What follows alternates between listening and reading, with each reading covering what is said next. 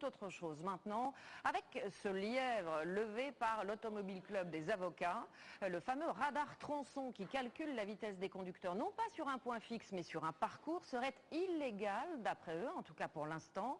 L'administration a en effet oublié de publier l'homologation de ce radar au bulletin officiel, mais la sécurité routière conteste cette interprétation. Explication Caroline Sins, Pascal Caron. Ces radars nouvelle génération fonctionnent près de Besançon depuis 5 jours. Le radar tronçon contrôle 2 fois les conducteurs sur une portion de 2 km. Objectif, empêcher les automobilistes de freiner brutalement et de réaccélérer une fois le radar passé. Le conducteur est verbalisé sur sa vitesse moyenne si celle-ci est excessive. Des centaines de PV ont déjà été envoyés. Des PV illégaux selon une association d'avocats.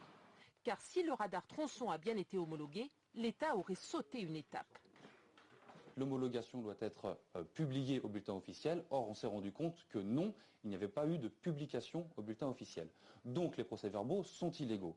Si vous recevez un procès-verbal par radar tronçon, vous pouvez le contester en disant qu'il n'y a pas eu publication au bulletin officiel et donc le procès-verbal doit être déclaré illégal et vous ne paierez pas l'amende.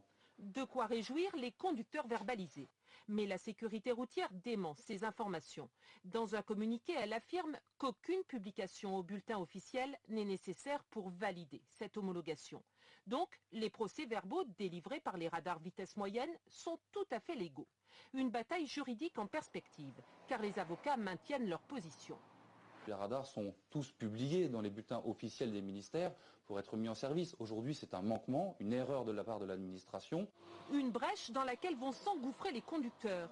Ces radars, des gens en service à Besançon, le seront bientôt au pont de Saint-Nazaire et à Pujols dans le Lot-et-Garonne, puis dans toute la France.